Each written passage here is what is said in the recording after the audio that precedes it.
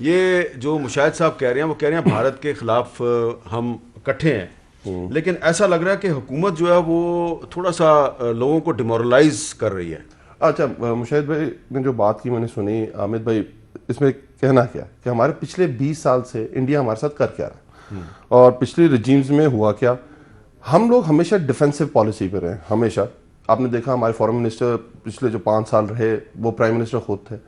उसके बीच में कुलभूषण वाला इंसिडेंट हुआ, उसमें मुंबई अटैक्स, उसमें पठानकोट, बहुत सारी चीज़ें हुई और हमेशा हमने डिफेंसिव लाइन ली।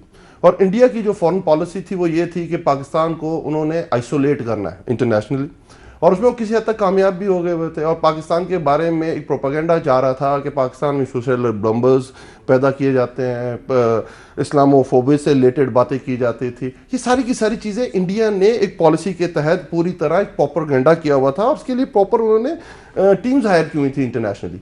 अब 2 साल से क्या हो रहा है कि हम उनको कह रहे हैं कि हम डिफेंसिव पॉलिसी नहीं करेंगे, हम प्रोएक्टिव पॉलिसी करेंगे।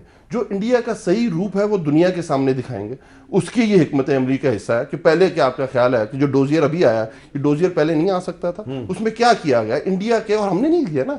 और उसका जो खुद उन्होंने कहा डिसइंफो लैब यूरोपियन यूनियन ने कहा, हमने तो नहीं कहा, ये तो उन्होंने कहा इंटरनेशनली। और दुनिया अब पाकिस्तान को दूसरी तरह ले रही है और उसकी वजह यही है कि इंडिया की जो पॉलिसीज है, इस हद तक मैं एग्री करता हूँ, जो इंटरनल पॉलिटिक्स है इस वक्त इंडिया की, वो ये है। देखें, सिटीजन अमेंडमेंट एक्ट आया, उसकी वजह से दिल्ली, असम, तामिल, हर जगह उनके प्रोटेस्ट हुए, बड़े सिवियर प्रोटेस्ट, मतलब सैकड़ों लोग वहां हलाक हुए।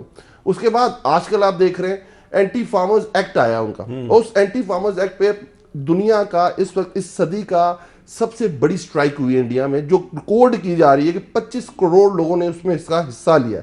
तो मुझे एक बात बताएं, हमेशा मोदी सरकार करती क्या?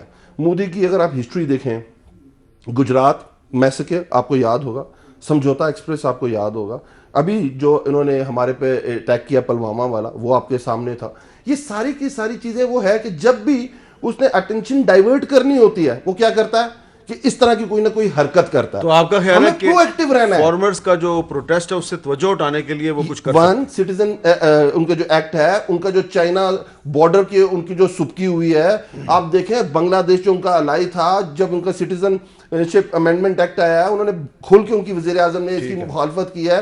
नेपाल उनके बारे में क्या है, जितनी बॉर्डरिंग कंट्रीज हैं आज इंडिया की उनके साथ क्या है, वो उन सबको देखें। और खित्ते में जो एक वो अपना, क्योंकि वो समझता है कि खित्ते की सरबराही उसने करनी, और उसके बाद जो चाइना और अमेरिका का जो सूरत हाल है और उसमें जो इंडिया का रोल है वो भी आपके सामने। तो ये तो हमने प्रोएक्टिव पॉलिसी अपनानी है।